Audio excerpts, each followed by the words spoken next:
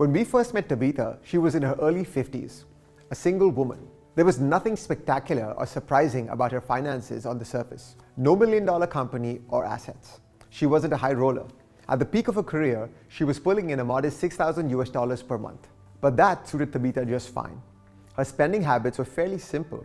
She didn't own a car, lived in a one-bedroom apartment, and hopped on the metro to go to work. She saved a lot of money. Tabitha channeled her resources into wise investments, acquiring property and holding old-school endowment life insurance policies. At some point, Tabitha got in touch with the payroll account at her bank.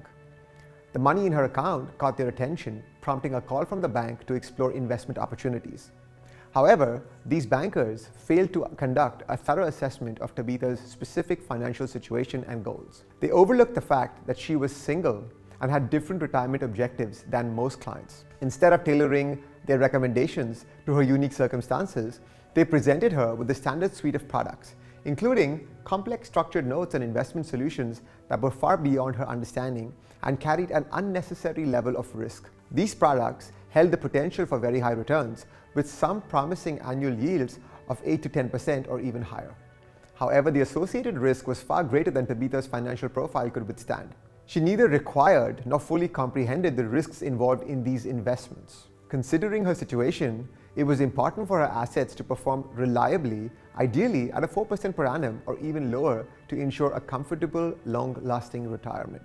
Her objective in exploring various investment solutions was precisely to secure the retired life she wanted, especially considering she held property in Bangalore, India, and Life Insurance Corporation of Indian rupee policies. Tabitha wanted to retire in India, and with that in mind, when I first engaged with her at the age of 52, she already possessed a portfolio substantial enough to cover her monthly requirements threefold.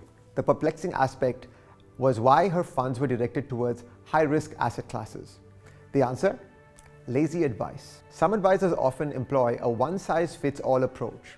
They overlooked Tabitha's unique needs, failing to recognize her existing assets in India. This lack of personalized attention led to a mismatch between Tabitha's risk tolerance and the actual risk profile of the invested assets. She only required 1 lakh Indian rupees a month or 100,000 rupees to comfortably sustain her retirement life in India. However, even at the age of 52, considering her existing asset classes, she would have had more than 3.5 lakhs or 350,000 Indian rupees available monthly. The question arose, was there a need to expose her principal to risk by investing in riskier asset classes?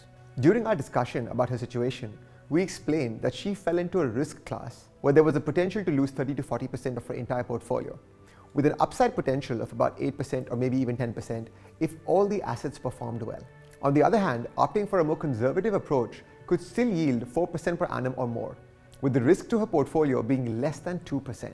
Understanding these dynamics, she chose to transition her entire portfolio to a more balanced management approach. Now, having retired at 57 or 58, she enjoys the fruit of that decision. She had the flexibility to withdraw her entire retirement funds from her company, including her pension pot, and shift them to the same wrappers and portfolios we had recommended. Fortunately, these investments are still performing exceptionally well. In hindsight, had she invested in the portfolios tailored for her, she would be facing a significant loss of around 22 to 23% today. It's crucial to highlight that among the other products she acquired was a modest life insurance policy. The size was appropriate because someone like Tabitha, without significant financial dependence, didn't require extensive life insurance coverage. Acting as the godmother to her 3 sisters' children, Tabitha arranged for her assets to be evenly distributed among her sisters and subsequently to their children in the event of her passing. Tabitha is currently in Dubai because her asset classes are providing her with a higher return than she had initially anticipated. While her initial estimate needing 150,000 rupees per month to live in India was accurate, her current income of 350,000 allows her to maintain a comfortable lifestyle even in Dubai.